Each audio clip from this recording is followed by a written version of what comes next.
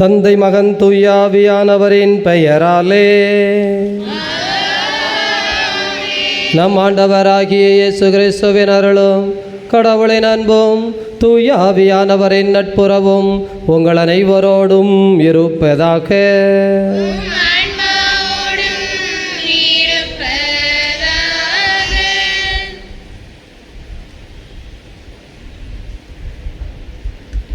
பொருட்களை வாங்கி குவிக்கும் விரும்பும் ஆடம்பர உலகிலே பொருட்களை விட மதிப்புமிக்க நமது உடலாகிய ஆலயத்தை இறைவனுக்கு காணிக்கையாக ஒப்புக்கொடுக்க அழைப்பு விடுக்கும் விழாவாக ஆண்டவரையே காணிக்கையாக ஒப்புக்கொடுத்த இந்த விழா இருக்கின்றது.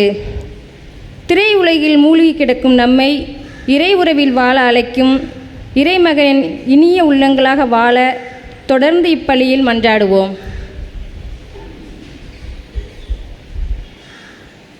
இத்திருப்பலியில் நம்மோடு இணைந்து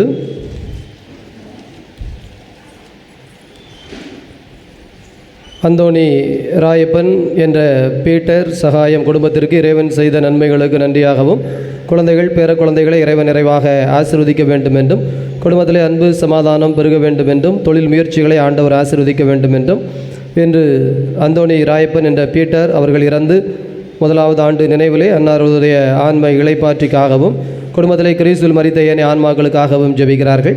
சுரண்டை ஜார்ஜ் பெர்னாந்து இவர்களது முதலாவது ஆண்டு நினைவிலே அன்னாரது ஆன்ம இளைப்பாற்றிக்காக யாரும் நினையாத ஆன்மாக்களுக்காக ஒப்பு கொடுத்து ஜெபிக்கிறார்கள். கைத்தாறு பன்னீர்குளம் பகவதி குடும்பத்திற்கு இறைவன் செய்த நன்மைகளுக்கு நன்றியாகவும் பகவதி அவர்களது அரசு வேலையை ஆண்டவர் ஆசீர்வதிக்க வேண்டும் என்றும் முத்துமாலை அவர்களுக்கு நற்சுகம் கிடைக்க வேண்டும் என்றும் கடன் பிரச்சனைகள் நோய் நொடிகள் தீர வேண்டும் என்றும் ஒப்பு கொடுத்து ஜெபிக்கிறார்கள். சுரண்டை ஸ்டீஃபன் ரெனி குடும்பத்திற்கு இறைவன் செய்த நன்மைகளுக்கு நன்றியாகவும் தொழில் முயற்சிகளை ஆண்டவர் ஆசீர்வதிக்க வேண்டும் என்றும் நினைத்த நல்ல காரியங்கள் கைகூட வேண்டும் என்பதற்காகவும் தொடர்ந்து எடுக்கிற ஒவ்வொரு காரியத்திலும் ஆண்டவருடைய அருள் துணை முன்னின்று வழி நடத்த வேண்டும் என்பதற்காகவும் உருகத்தோடு ஜெபிக்கிறார்கள். சித்தலா எஸ்டேட் அரசன் டேவிட் குடும்பத்திற்கு இறைவன் செய்த நன்மைகளுக்கு நன்றியாகவும் முகேஷ் அரசன் திருமண காரியத்தை ஆண்டவர் ஆசீர்வதித்து கைகூடச் செய்ய வேண்டும் என்றும் நிறைந்த வேலை வாய்ப்புகளை ஆசீர்வதிக்க வேண்டும் என்றும் மகேஷ் அரசன் குடிபோதையிலிருந்து விடுபட வேண்டும் என்பதற்காக ஜெபிக்கிறார்கள். சித்தலா எஸ்டேட் சாலமா குடும்பத்திற்கு இறைவன் செய்த நன்மைகளுக்கு நன்றியாகவும் உடல் நலம் தர வேண்டும் என்பதற்காகவும் தூய ஆவியானவர் வழிநடத்த வேண்டும் என்பதற்காகவும் ஜெபிக்கிறார்கள். சித்தலா எஸ்டேட் மகேஷ் மிது குடும்பத்திற்கு இறைவன் இதுவரை செய்த நன்மைகளுக்கு நன்றியாகவும் தொடர்ந்து தேவ ஆசீர்வாதம் குடும்பத்தில் நிலைத்திருக்க வேண்டும் என்றும் குழந்தைகளுடைய கல்வி ஞான எதிர்கால வளர்ச்சிக்காகவும் குடும்ப அமைதிக்காகவும் ஒத்து கொடுத்து ஜெபிக்கிறார்கள். சித்தலா எஸ்டேட் வாகமன் ஜார்ஜ் குடும்பத்திற்கு இறைவன் செய்த நன்மைகளுக்கு நன்றியாகவும் தொடர்ந்து வளமுடன் வாழ்வதற்கு தேவையான ஆசிரியை ஆண்டவர் தர வேண்டும் என்றும் மகளுக்கு திருமண காரியத்தை ஆண்டவர் முன்னின்று ஆசீர்வதித்து கைகூடச் செய்ய வேண்டும் என்பதற்காகவும் ஜெபிக்கிறார்கள். சுரண்டையை சார்ந்த அமல புஷ்பம் 5வது ஆண்டு நினைவிலே அவர்களது ஆன்ம இளைப்பாற்றிக்காகவும் குடும்பத்திலே கிறிஸ்துவில் மரித்த ஆன்மாக்களுக்காகவும் யாரும் நினையாத ஆன்மாக்களுக்காகவும் ஜெபிக்கிறார்கள். ரெனோஸ் ஹெலன் தொடர்ந்து தூய ஆவியானவர் ஆசீர்வதித்து வழி நடத்த வேண்டும் என்பதற்காகவும் வீடு கட்டுகிற காரியத்திற்கு ஆண்டவருக்கு நன்றி கூறி ஒப்புக் கொடுக்கிறார்கள். முதல் பிறந்த நாள் ராட்ஸ்லி இவர்களது இது நற்சுகத்திற்காகவும் தேவ ஆசிரியருக்காகவும் ஒப்புக் கொடுத்து ஜெபிக்கிறார்கள். ஆண்டவருடைய அன்பு குழந்தைகளே, இறை அருளால் நிரப்பப்பட நாமும் ஜெபிப்போம். தடையாக இருக்கிற குற்றம் குறைகளை நினைத்து மனம் வருந்தி மன்னிப்பு கேட்போம். என்று வாழ்வெல்லாமல்ல இறைவா, உடல் ஆன்ம வாழ்வு அனைத்திற்கும் ஊற்றும் தொடக்கமும் நீரே. இந்த தண்ணீரையும் உப்பையும் புனிதப்படுத்தியருள உமை தாழ்மையுடன் வேண்டுகிறோம். இறைவா, உப்பு கலந்த இந்த தண்ணீர் தெளிக்கப்படும் இடமெல்லாம் தீயவனது தாக்குதல் அனைத்தும் தோல்வியுறச் செய்வீராக. உம் தூய ஆவியார் உடனிருந்து எங்களை இடையராது காத்தருள்வாராக. எங்கள் ஆண்டவராகிய கிறிஸ்து வழியாக உம்மை மன்றாடுகிறோம்.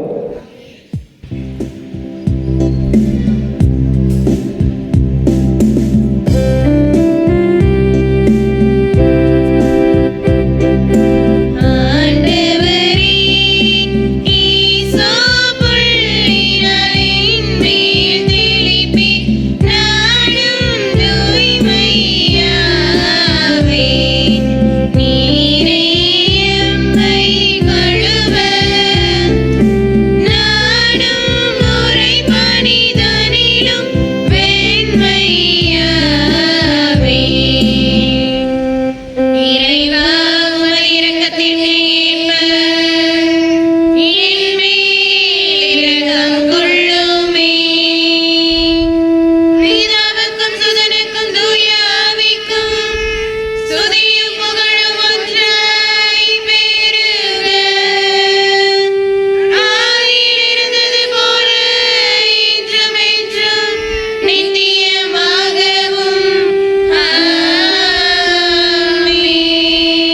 வல்ல கடவுள் நம் பாவங்களிலிருந்து விடுவிப்பார். இந்த நற்கருணை கொண்டாட்டம் அவரது திருவிருந்தில் கலந்து கொள்ளும் தகுதி பெறச் செய்வதாக. ஆமென்.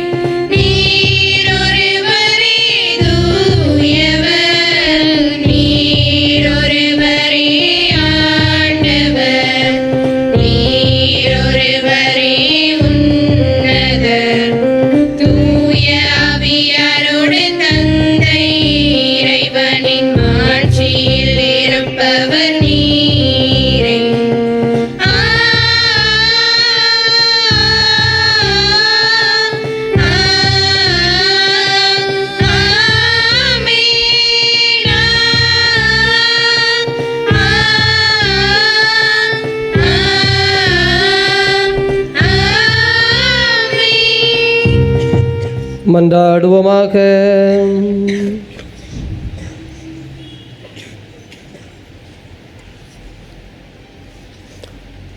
இதய அமைதியே இறைவா, எங்கள் மனித இயல்பையே தமதாக்கி கொண்ட ஒரே திருமகன் கோவிலில் அர்ப்பணிக்கப்பட்ட இந்நாளில் மாண்பிற்குரிய உம்மை தாழ்மையுடன் வேண்டுகிறோம். அதனால் நாங்களும் அவ்வாறே தூய்மையடைந்த உள்ளத்துடன் உமக்கு காணிக்கையாகுமாறு அருள்வீராக. உம்மோடு தூயாவியானவரின் ஒன்றிப்பில் இறைவனாய் என்றென்றும் வாழ்ந்து ஆட்சி செய்கின்ற எங்கள் ஆண்டவரும் உம் திருமகனுமாகிய அதே கிறிஸ்து வழியாக உமை மன்றாடுகின்றோம்.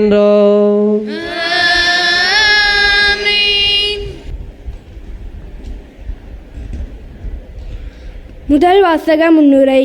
ஆண்டவரின் வருகையை எதிர்பார்த்திருக்கும் உள்ளங்களுக்கு ஆண்டவரின் வருகை ஒளி தரக்கூடியதாக இருக்கும் என்று கூறும் இறைவாக்கினர் மலாக்கி எழுதிய நூலிலிருந்து எழுதப்பட்ட இந்த வாசகத்திற்கு கவனமுடன் செவிகொடுப்போம்.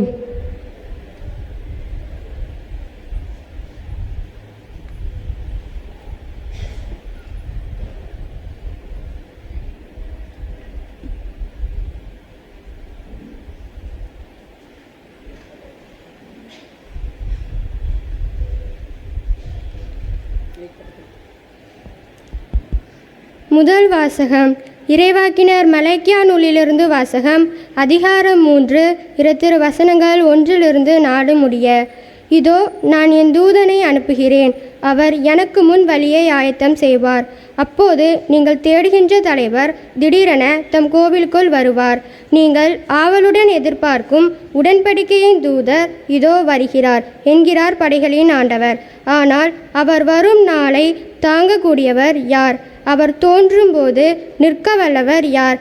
அவர் புடமிடுபவரின் நெருப்பை போலும் சலவை தொழிலாளியின் சவக்காரத்தை போலும் இருப்பார். அவர் புடமிடுபவர் போலும் வெள்ளியை தூய்மைப்படுத்துபவர் போலும் அமர்ந்திருப்பார். லேவியின் புதல்வரை தூய்மையாக்கி பொன்வெள்ளியை போல் அவர்களை புடமிடுவார். அவர்களும் ஆண்டவருக்கு ஏற்புடைய காணிக்கை கொண்டு வருவார்கள். அப்பொழுது பண்டைய காலத்தில் முன்னைய ஆண்டுகளில் இருந்தது போல் யூதாவின் காணிக்கையும் எருசலேமின் காணிக்கையும் ஆண்டவருக்கு உகந்தனவாய் இருக்கும். இது ஆண்டவரின் அருள்வாக்கு.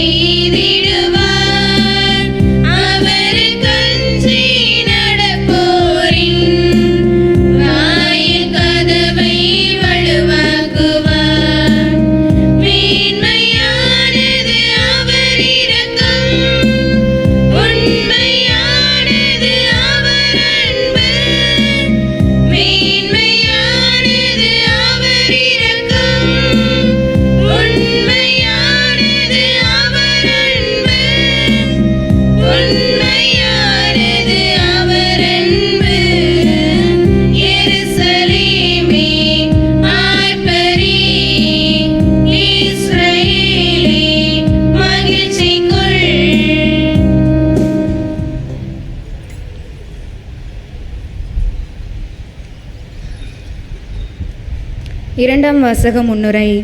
இறைவன் மனிதனாக மாறியபோது இறை இயல்பை கொண்டு மனிதர்கள் நடுவில் வாழவில்லை.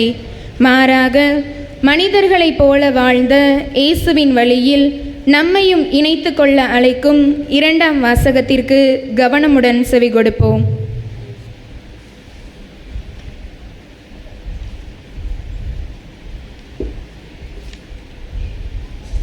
இரண்டாம் வாசகம்.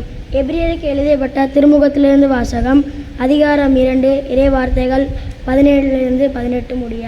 சகோதர சகோதரிகளே, உண்ணும் இரத்தமும் கொண்ட பிள்ளைகள் போல் கிறிஸ்துவும் அதே இயல்பில் பங்கு கொண்டார்.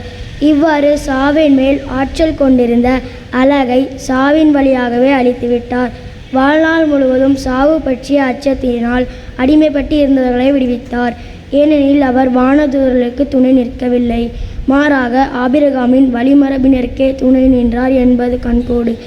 ஆதலில் கடவுள் பணியில் அவர் இரக்கமும் நம்பிக்கையும் உள்ள தலைமை குருவாயிருந்து மக்களுடைய பாவங்களுக்கு கழுவாயாகுமாறு எல்லாவற்றைக்கும் தம் சகோதர சகோதரிகள் போல் ஆக வேண்டியதாயிற்று. இவ்வாறு தாமே சோதனைக்கு உள்ளாகி துன்பப்பட்டதனால் சோதிக்கப்படுவதற்கு உதவி செய்ய அவர் வல்லவர். இது ஆண்டவரின் வழங்கும் அருள்வாக்கு.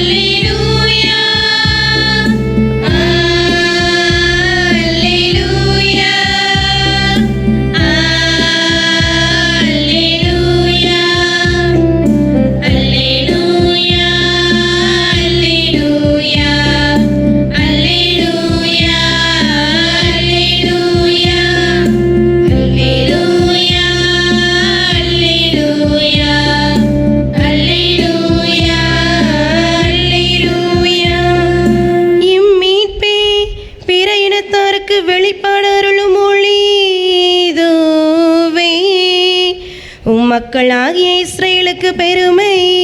அல்லேலூயா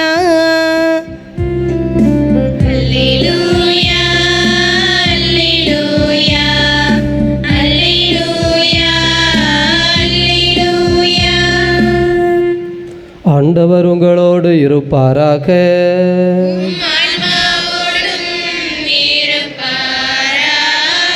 தூய லூக்கா எழுதிய தூய நற்செய்தியிலிருந்து வாசகம்.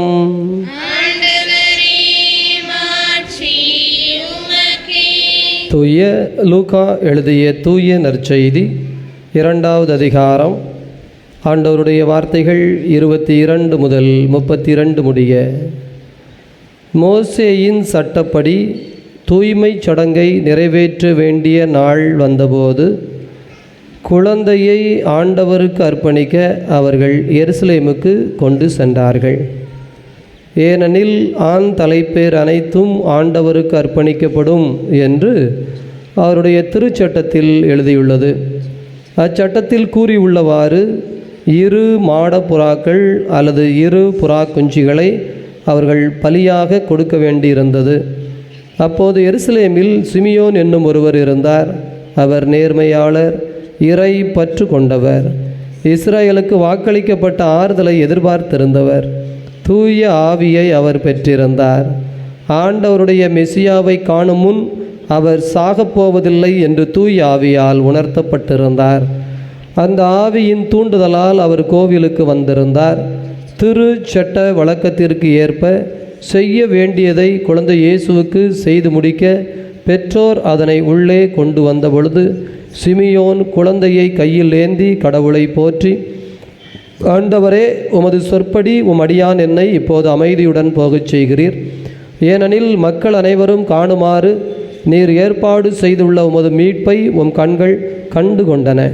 இம்மீட்பே பிற இனத்தாருக்கு வெளிப்பாடு அருளும் மொழி. இதுவே உம் மக்களாகிய இஸ்ராயலுக்கு பெருமை என்றார். ஆண்டவரின் அருள்வாக்கு.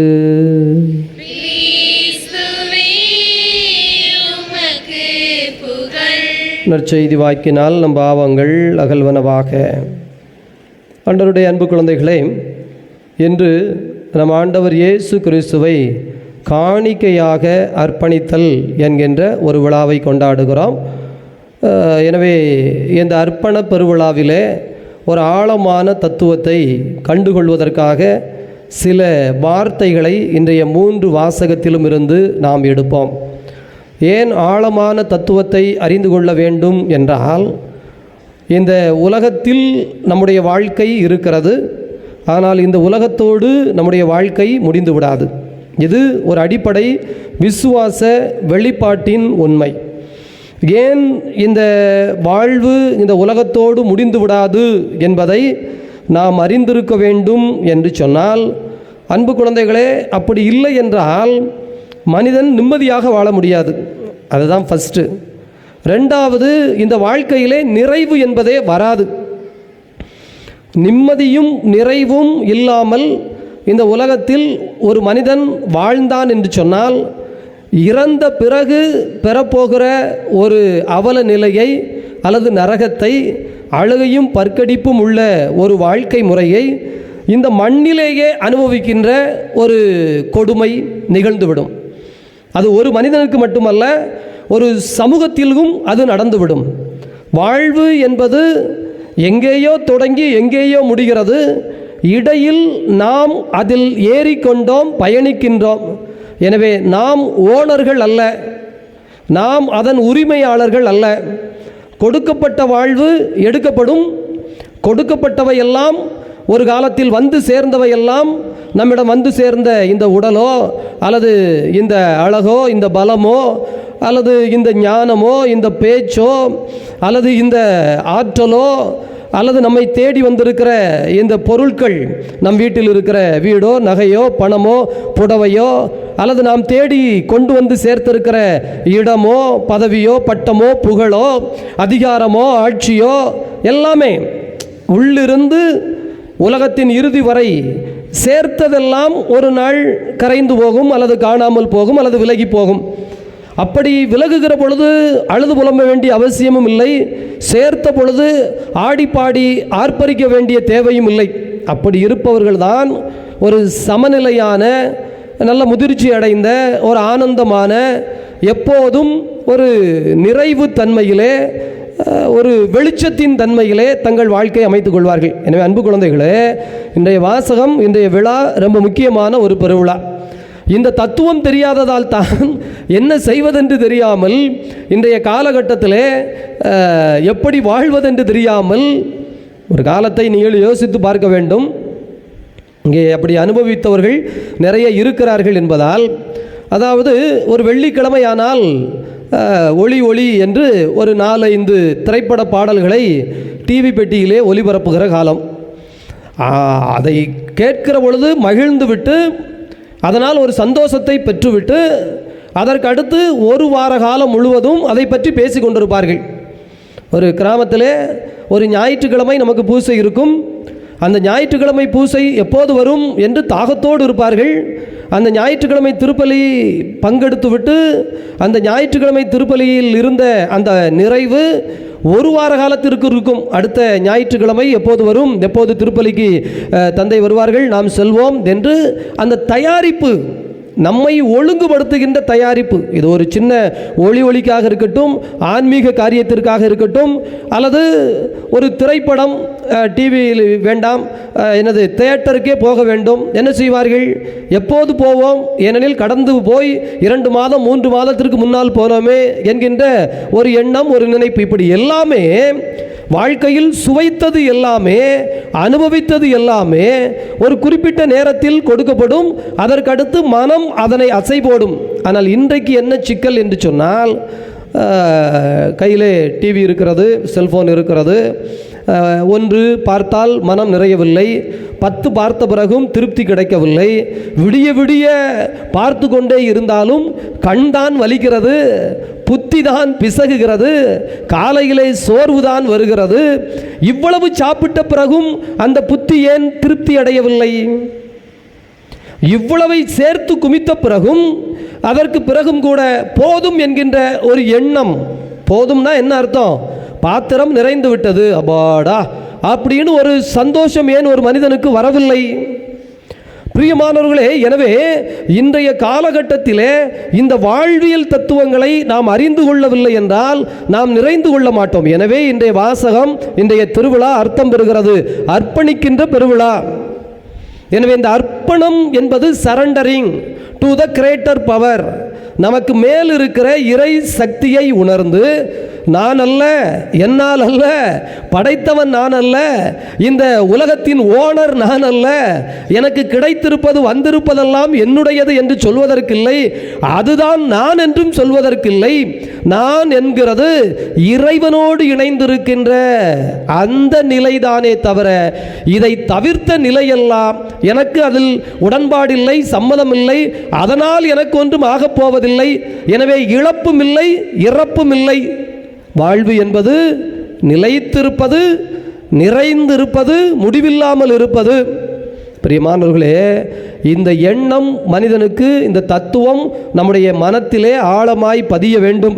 அதற்கின்றைய வாசகங்களில் குறிப்பாக முதல் வாசகத்திலே 2 காரியம் சொல்லப்படுகிறது. ஒன்று, பொன்னை தூய்மையாக்குகின்ற நெருப்பு.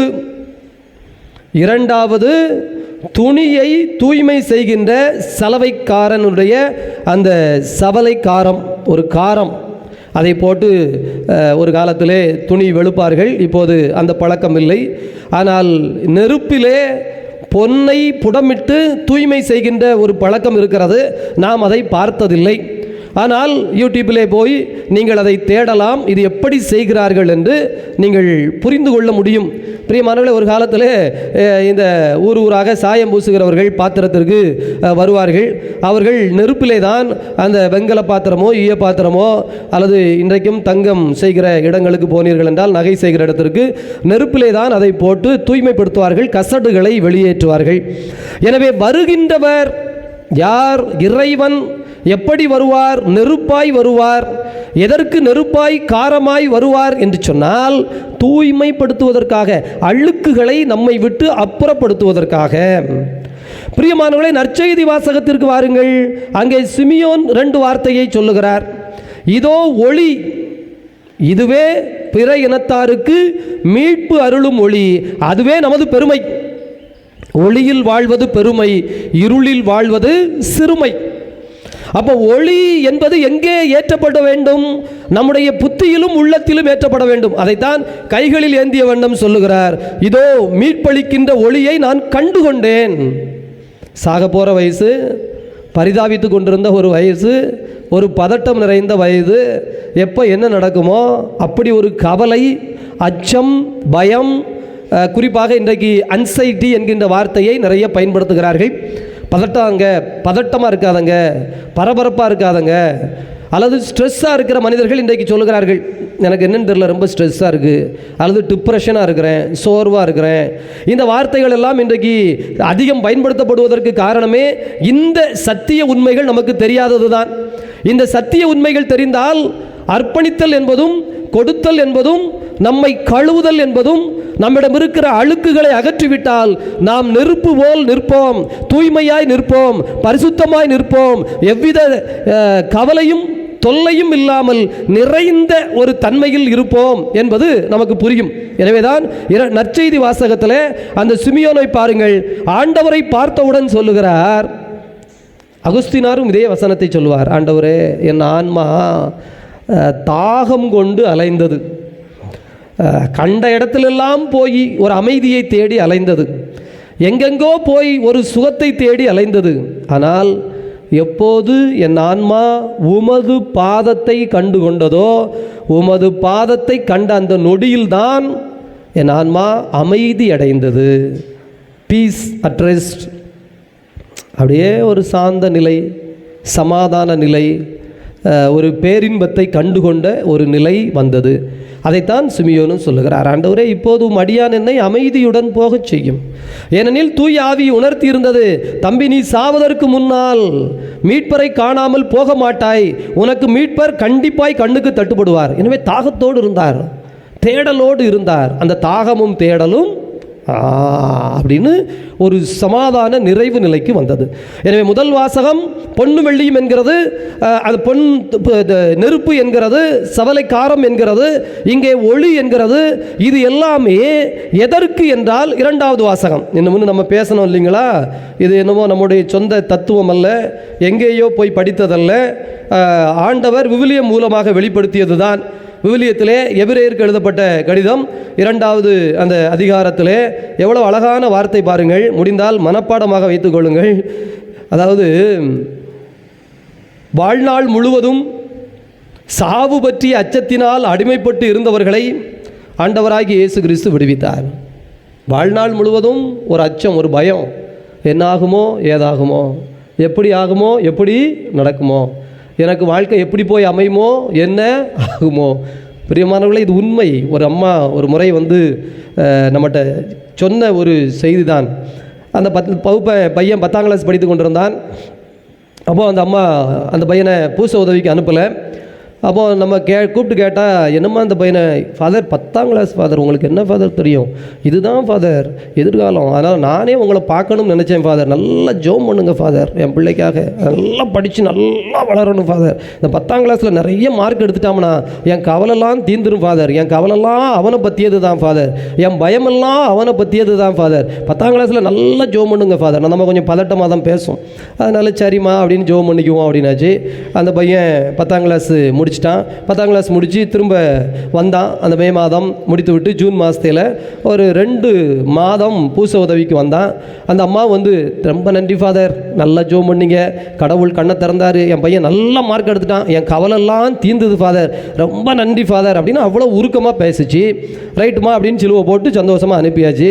2 மாதம் கழித்து அந்த பையன் திரும்பவும் பூச உதவிக்கு வரல. அந்த அம்மாவை கூப்பிட்டு, என்னம்மா அப்படின்னா, ஃபாதர் 11ஆம் கிளாஸும் கவர்மெண்ட் எக்ஸாமாம், எனக்கு இது தெரியாது ஃபாதர், ஃபாதர் இந்த வருஷமும் தேடாதங்க ஃபாதர். அப்படியாம்மா, சரி, இனிமே அடுத்த வருஷம் 12ஆம் வகுப்பு, இப்பவும் தேடாதங்க ஃபாதர், எனக்கு ஒரே ஒரு கவலை தான் ஃபாதர், என் பையன் 12ஆம் கிளாஸில் மட்டும் நல்ல மார்க் எடுத்து பாஸ் பண்ணிட்டாம்னா என் கவலைலாம் தீர்ந்துரும் ஃபாதர். இதே வார்த்தையை நீ 2 வருஷத்துக்கு முன்னாடியும் சொன்னலாமா 10ஆம் கிளாஸுக்கு? ஆமாம் ஃபாதர். இப்போ 12ஆம் கிளாஸ்லேயும் சொல்கிறியாம்மா? ஆமாம் ஃபாதர். இனிமே அடுத்து என்ன சொல்லுவேன்னா, நல்ல காலேஜில் ஒரு சீட்டு மட்டும் கிடச்சிதுன்னா என் கவலெல்லாம் தீர்ந்துடும் ஃபாதர், என் கண்ணீரெல்லாம் நின்றும் ஃபாதர், இந்த பையன் நல்லா வாழ்ந்துருவான் ஃபாதர். காலேஜில் சீட்டு கிடச்ச பிறகு என்ன சொல்லும், காலேஜுக்கு ஒழுங்காக போக மாட்டாக்கான் ஃபாதர், ஒழுங்காக காலேஜுக்கு மட்டும் போயிட்டாங்கன்னா என் கவலெல்லாம் தீர்ந்துடும் ஃபாதர். பிறகு என்ன சொல்லும், நல்ல வேலை மட்டும் கிடச்சிடுதுன்னா என் கவலெல்லாம் தீர்ந்துடும் ஃபாதர். பிறகு என்ன சொல்லும், இந்த பையனுக்கு ஒரு கல்யாணம் மட்டும் முடிஞ்சிடுதுன்னா என் கவலெல்லாம் தீர்ந்துடும் ஃபாதர். பிறகு என்ன சொல்லும், இந்த பையனுக்கு ஒரு பொண்ணு மட்டும் நல்ல இடத்துல கிடச்சிடுதுன்னா என் கவலெல்லாம் தீர்ந்துடும் ஃபாதர். பிறகு என்ன சொல்லும், அந்த குழந்தை பிறந்துடுதுன்னா என் கவலெல்லாம், அந்த பிறகு குழந்தை பிறந்தவரை என்ன செய்யும், என் பேர பிள்ளைக்கு ஒரு நல்ல அறிவு வந்துடுதுன்னா இந்த அம்மா சாவது வரைக்கும் கவலையை நிற்காது. வாய்ப்பே கிடையாது, வாய்ப்பே கிடையாது. சாகும் மட்டும் கவலையினாலும் அச்சத்தினாலும் குழப்பத்தினாலும் என்ன ஆகுமோ ஏதாகுமோ என்கின்ற மன பயம். பிரியமானவர்களே, அதிலிருந்து விடுவிப்பவராக இயேசு வந்தார். அதற்கு அவர் என்ன செய்தார் தெரியுமா? அடுத்து நல்ல வசனம், இதோ அவர் மனிதனானார். மனிதனாய் வாழ்வது சாபம் கிடையாது, மனிதனாய் வாழ்தல் ஒரு வரம். ஆனால் வரத்திற்கு என்ன செய்ய வேண்டும்? தவம் செய்ய வேண்டும். தவம் என்பது என்ன? ஒடுக்குதல், ஒருத்துதல். ஐம்புலன்களை அடக்க வேண்டும், எண்ணங்களை நிறுத்த வேண்டும், இறைவனை தன்னுள் கொண்டு வர வேண்டும், தன்னுடைய மூலத்தை, தன்னுடைய முழுமையின் ஆழத்தை அறிய வேண்டும். எவ்வளவு வேலைப்பாடு இருக்கு. ஆனால் சாத்தான் விடுவானா? கொடுத்துட்டே இருப்பான், ஏதாவது கொடுத்துட்டே இருப்பான். இதா இந்தா இந்தா இந்தா இந்தா, நாய்க்கு எலும்பு துண்டு போட்ட மாதிரி இந்த வச்சுக்க வச்சுக்க வச்சுக்க, இந்த செல்ஃபோனை வச்சுக்க கொஞ்ச நாள், அப்புறம் இந்த நகையை வச்சுக்க கொஞ்ச நாள், கொஞ்சம் வீட்டை வச்சுக்க கொஞ்ச நாள், இதை இந்த சந்தோஷத்தை வச்சுக்க கொஞ்ச நாள், இந்த இந்த இந்த இந்த எல்லாமோ போட்டு போட்டு வெளிப்புறத்திலேயே நம்மை நிப்பாட்டி விடுவானே தவிர ஒரு நொடி பொழுது கூட உள்ளே போய் இருக்கின்ற இறைமையை, என் அடி ஆழத்தை, என் அடி நாதத்தை, இறைவன் உள்ளிருந்து என் அன்பு குழந்தாய் குழந்தாய் குழந்தாய் குழந்தாய் என்று கூப்பிட்டு கொண்டே இருப்பாரே, அந்த சத்தம் கேட்க விடாத அளவிற்கு நமது செவிகளிலே சுற்றிலும் சுற்றிலும் சுற்றிலும் ஏதாவது ஒன்றை போட்டு கொண்டே இருப்பான். அது சாத்தானுடைய வேலை. பிரியமானவர்களே, எனவே அவர் என்ன செய்தார் தெரியுமா? பாவங்களுக்காக தம்மையே சோதனைக்கு உள்ளாக்கி துன்பங்களினால் சோதிக்கப்படுகிற நிலைக்கு போனார் இயேசு கிறிஸ்து. ஏன்? அந்த துன்பங்களினால் சோதிக்கப்பட்டு தம்மையே, அதுதான் சொல்கிறோம். பொன் என்பது என்ன? தங்கம் எடுக்கிற அந்த இதை பாருங்க, நீங்கள் தெரியும். தங்கம் என்பது மண்ணு போல இருக்கும், துகள் தான். அந்த தங்கத் துகள்களை மண்ணோட மண்ணாய் எடுத்து நெருப்பில் போடுகிற பொழுது மண்ணு உடைந்து கருகி போய் விடுகிறது. அந்த தங்கம் ஜொலித்து நிற்கிறது. எது துன்பம், துயரம், சோதனை, வேதனை என்று தன்னை சுற்றி எல்லா சவால்களையும் சந்தித்து தன்னை ஜொலிக்க வைக்கிறதோ அதுதான் இறைமை. அது நமக்குள் இருக்கிறது. இங்கே யாருக்கும் இல்லைன்னுலாம் சொல்ல முடியாது. எல்லோருக்குள்ளும் அந்த இறைமை இருக்கிறது. அந்த இறைத்தன்மை எல்லோருக்கும் கொடுக்கப்பட்டிருக்கிறது. ஆனால் உணரா முடியாத வண்ணம் பல்வேறு தடைகள். எனவே தயவு செய்து இந்த 6 வார்த்தைகளை மனதில் வைத்துக்கொள்வோம். முதல் வாசகத்திலே பொன்னை புடமிடுகின்ற நெருப்பு, அதேபோல் துணியை வெளுக்கின்ற அந்த சலவை காரம். நற்செய்தி வாசகத்திற்கு வருகிற பொழுது இதுவோ ஒளி, அறிவொளி, அன்பொளி, இந்த இரண்டும் ஒளி வீசி கொண்டிருத்தல் நமக்கு பெருமை, அதுவே நமக்கு மீட்பு. அதை செய்வதற்கு இயேசு தேர்ந்தெடுத்து கொண்டது மனித நிலை நமக்கு கொடுக்கப்பட்டிருக்கிறது. ஆவியானவர் திருமுழுக்கினால் ரட்சிக்கப்பட்டுள்ளோம். அனைவருக்கும் திருமுழுக்கிலே ஆவி கொடுக்கப்பட்டுள்ளது. சோதனைகள், வேதனைகள் நேரத்தில் கொழுந்துவிட்டு எரிகிற மின்னுகிற ஒரு நிலையை இயேசு தேர்ந்தெடுத்தார். அதே நிலையில் நாமும் இருந்தால் இந்த அர்ப்பணத்தின் விழா ஆசீர்வாதத்தின் விழாவாக அமையும். ஆழமான கருத்து. தயவு செய்து மீண்டும் மீண்டும் யோசித்து பார்ப்போம்.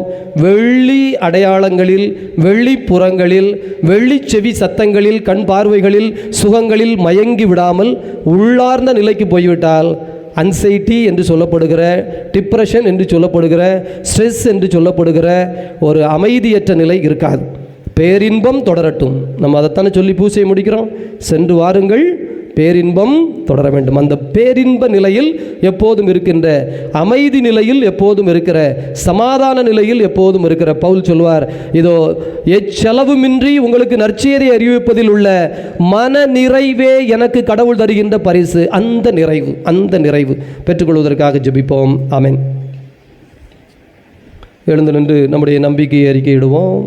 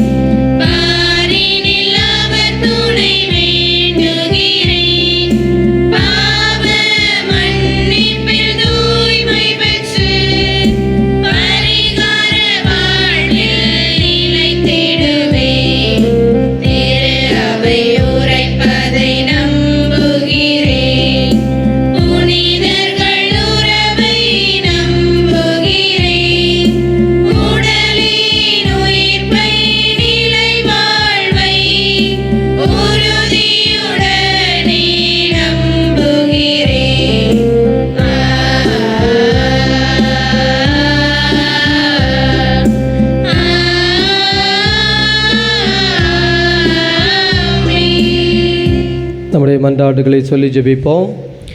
தாயும் தந்தையுமான இறைவா, எங்கள் திருத்தந்தை, ஆயர்கள், குருக்கள், பொதுநிலையினர், கன்னியர்கள் அனைவரையும் உமது பாதத்தில் அர்ப்பணிக்கின்றோம். இந்த நாளிலே அவர்கள் உம்மை போல அர்ப்பண உணர்வோடு வாழ்க்கை வாழ வேண்டிய அருளை தர வேண்டுமென்று இறைவா உம்மை மன்றாடுகிறோம். நலன்களுக்கெல்லாம் ஊற்றாகிய இறைவா, எங்கள் நாட்டு தலைவர்களுக்கும் சமூக தலைவர்களுக்கும் தேவையான ஞானத்தையும் அறிவையும் தந்து அவர்கள் சமூக பணியில் தங்களை அர்ப்பணித்து வாழ வேண்டிய அருளை தந்தருள வேண்டுமென்று இறைவா உம்மை மன்றாடுகிறோம். இறைவா, தன்னார்வ தொண்டர்களுக்காக மன்றாடுகிறோம்.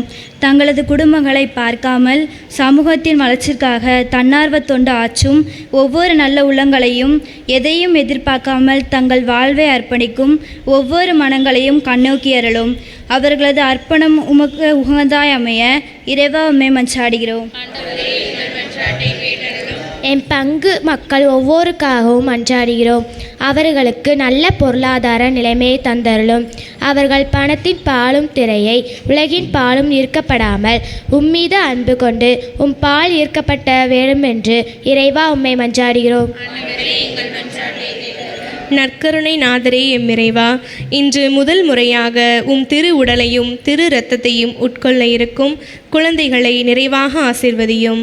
அவர்களுக்கு தேவையான தெய்வ பயம், கல்வி, ஞானம், உடல் உள்ள நலம் ஆகியவற்றை நீரே நிறைவாக தந்து அவர்களை வழிநடத்த வேண்டுமென்று இறைவா உம்மை மன்றாடுகின்றோம்.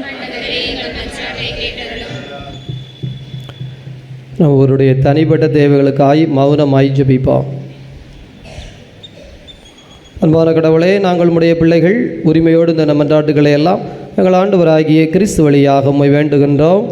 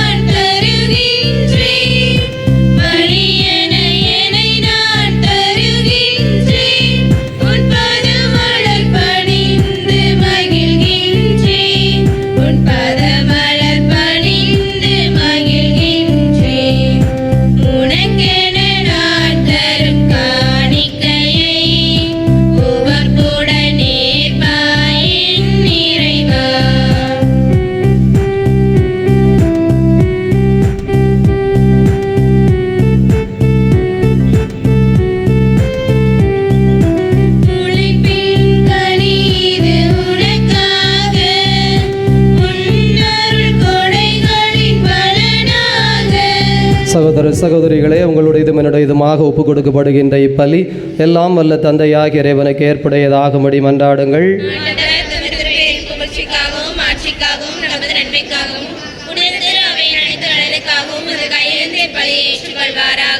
இதய அமைதியை இறைவா, உம்முடைய தூய ஆவியானவரால் நிரப்பப்பட்டு நாங்கள் ஒப்புக் கொடுக்கிற காணிக்கைகளை ஏற்றுக்கொள்ளும். இது எங்கள் அர்ப்பணத்தின் சின்னமாய் அமைவதாக ஆண்டவராகிய அதே கிறிஸ்து வழியாக உமை மன்றாடுகின்றோம். ஆண்டவர் உங்களோடு இருப்பாராக.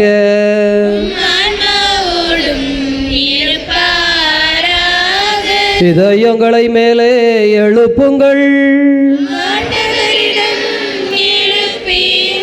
நம் இறைவனாகிய ஆண்டவருக்கு நன்றி கூறுவோம்.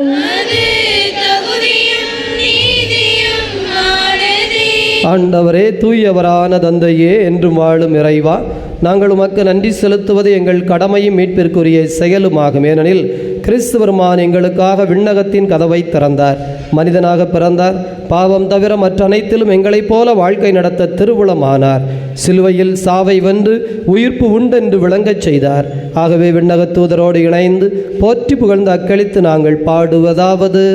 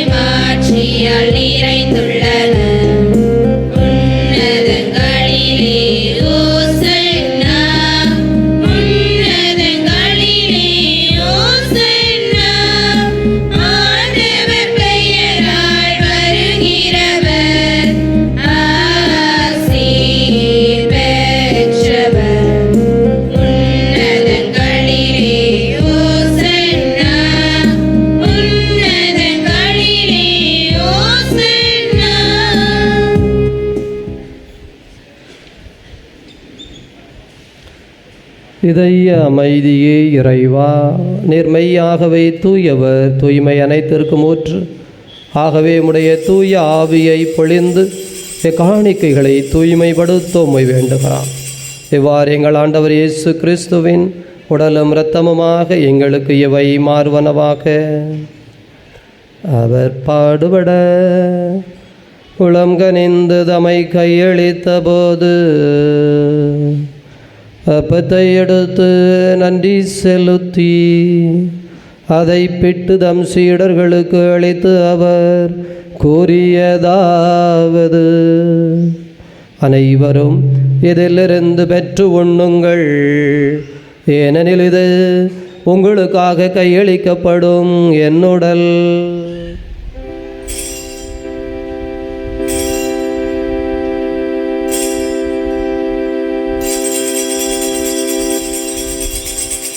அவ்வண்ணமே இரவு விருந்தை அருந்திய பின் கிண்ணத்தை எடுத்து மீண்டும் உமக்கு நன்றி கூறி தம் சீடர்களுக்கு அளித்து அவர் கூறியதாவது: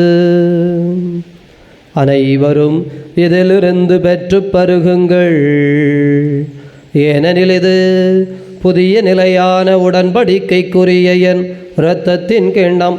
இது பாவ மன்னிப்புக்கென்று உங்களுக்காகவும் பலருக்காகவும் சிந்தப்படும். இதை என் நினைவாக செய்யுங்கள்.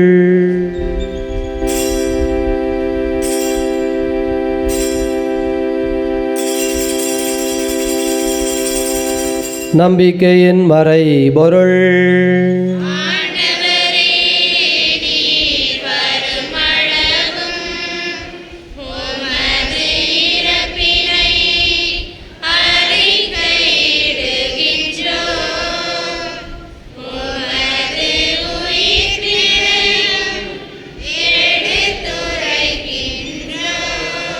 ஆகவே ஆண்டவரே, நாங்கள் கிறிஸ்துவின் இறப்பினையும் உயிர்ப்பினையும் நினைவு கூர்ந்து வாழ்வதரும் அப்பத்தினையும் மீட்பளிக்கும் கிண்ணத்தினையும் ஒப்புக் கொடுக்கின்றோம். உம் திருமுன் நின்று ஊழியம் புரிய தகுந்தவர்கள் என எங்களை ஏற்றுக்கொண்டீர். எனவே உமக்கு நன்றி செலுத்துகிறோம். மேலும் கிறிஸ்துவின் உடலிலும் இரத்தத்திலும் பங்கு கொள்ளும் எங்களை தூய ஆவியானவர் ஒன்று சேர்க்க வேண்டும் என உம்மை தாழ்மையுடன் மன்றாடுகிறோம். ஆண்டவரே, உலகம் முழுவதும் பரவி இருக்கும் அது அவையை நினைவு கூர்ந்தருளும். சிறப்பாக எங்கள் திருத்தந்தை பிரான்சிஸ், எங்களாயர் அந்தோணிசாமி, அது அன்பின் குழந்தைகள் அனைவரையும் தெய்வீக அன்பினால் நிறைவு பெறச் செய்தருளும். உயிர்த்தெழுவோம் என்கின்ற எதிர்நோக்குடன் கிறிஸ்துவில் மரித்த அமல புஷ்பம், அந்தோணி ராயப்பன் என்ற பீட்டர், ஜார்ஜ் இவர்களது ஆன்மாவையும் ஒளி நிறைந்தவும் திருமுன் ஏற்றுக்கொள்ளும் எங்கள் அனைவர் மீதும் இரக்கமாயிரும். கடவுளின் கன்னித்தாயான மாட்சிமிக்க மரியாள், புனித அப்போஸ்தலர், இவ்வுலகில் உமக்குகந்தவராய் இருந்த புனிதர் அனைவருடனும் நாங்கள் நிலை வாழ்வில் பங்கு கொள்ளும் தகுதி பெற்று உம் திருமகன் இயேசு கிறிஸ்து வழியாக உம்மை புகழ்ந்தேத்து மரமருள உம்மை மன்றாடுகிறோம். இவர் வழியாக இவரோடு இவரில் எல்லாம் வல்ல இறைவனாகிய தந்தையே, தூயாவியானவரின் ஒன்றிப்பில் எல்லா புகழும் ஆட்சியும் என்றென்றும் உமக்கு உரியதே.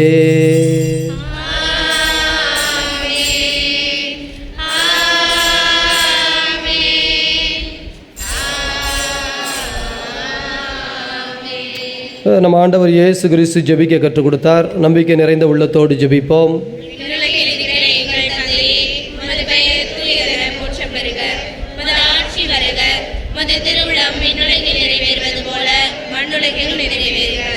எங்கள் அன்றாட உணவை இன்று எங்களுக்கு தாரும். எங்களுக்கு எதிராக குற்றம் செய்வோரை நாங்கள் மன்னிப்பது போல எங்கள் குற்றங்களை மன்னியும். எங்களை சோதனைக்கு உட்படுத்தாதையும் தீமையிலிருந்து எங்களை விடுவித்தருளும். ஆண்டவரே, தீமையிலிருந்து விடுவித்து அமைதியை தந்தருளும். பாவத்திலிருந்து விடுதலை பெற்று நலவுடன் வாழச் செய்தருளும். நாங்கள் எதிர்நோக்கி இருக்கிற பேரின்பத்திற்காகவும் மீட்பராகிய இயேசு கிறிஸ்துவின் வருகைக்காகவும் காத்திருக்கின்றோம். ஆண்டவரே இயேசு கிறிஸ்துவே, அமைதியை உங்களுக்கு விட்டுச் சொல்கிறேன், என் அமைதியை உங்களுக்கு அளிக்கிறேன் என்றும் திருத்தூதர்களுக்கு மொழிந்தீரே. எங்கள் பாவங்களை பாராமல் மது திரு அவையின் நம்பிக்கையை கண்ணோக்கி அதற்கு அமைதியும் ஒற்றுமையும் தந்தருள்வீராக. என்றென்று வாழ்ந்து ஆட்சி செய்கின்றவர் நீரே. ஆண்டவருடைய அமைதி உங்களோடு என்றும் இருப்பதாக.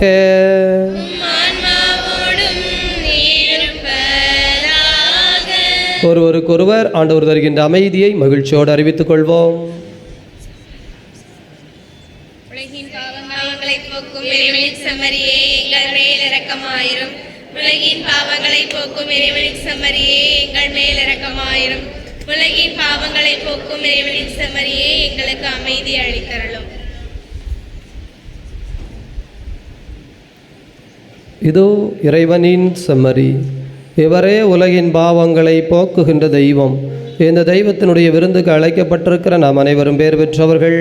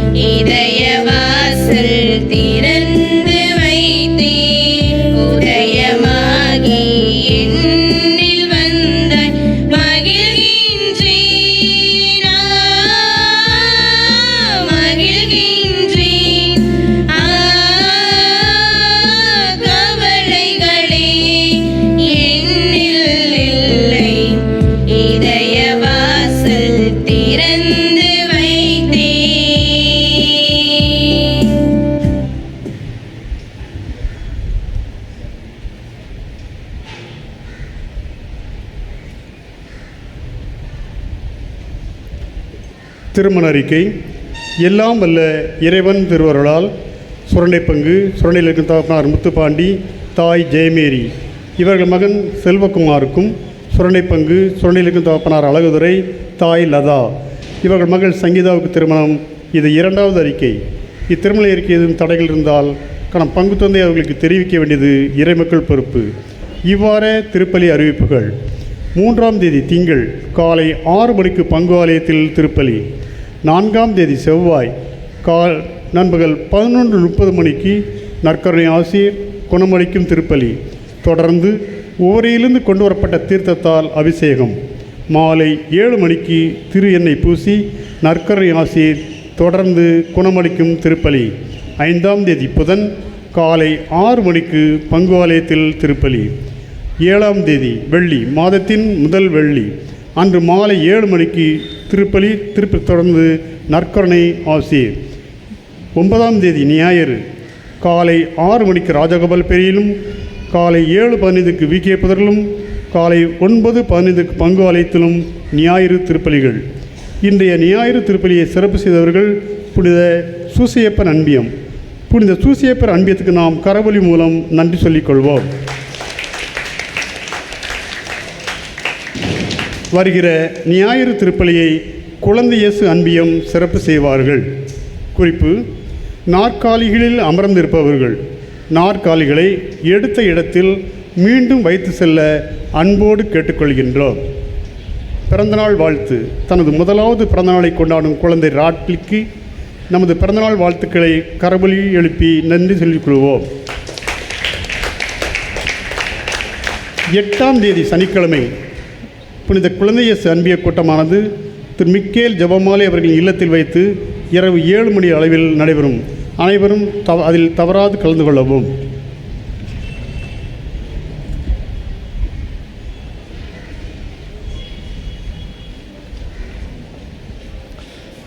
மன்றாடுவோமாக. இதய அமைதியே இறைவா, கிறிஸ்துவை காணும் முன் தாம் சாவதில்லை என்று சிமியோனின் எதிர்பார்ப்பை நீர் நிறைவேற்றினீரே. நாங்கள் உட்கொண்ட இத்திரு உணவு வழியாக எங்களிடமுது அருளை நிறைவ பெறுவதால் ஆண்டவர் கிறிஸ்துவை எதிர்கொள்ள புறப்படும் நாங்கள் நிலை வாழ்வை கண்டடைய செய்தருளும். ஆண்டவராகிய கிறிஸ்து வழியாக உமை மன்றாடுகின்றோம். ஆண்டவர் உங்களோடு இருப்பாராக.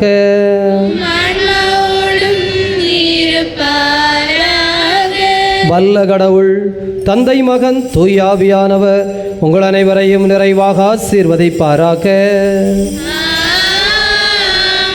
உயிர்த்த கடவுளின் உண்மை பிள்ளைகளாக சென்று வாழுங்கள். பேரின்பம் தொடரட்டும்.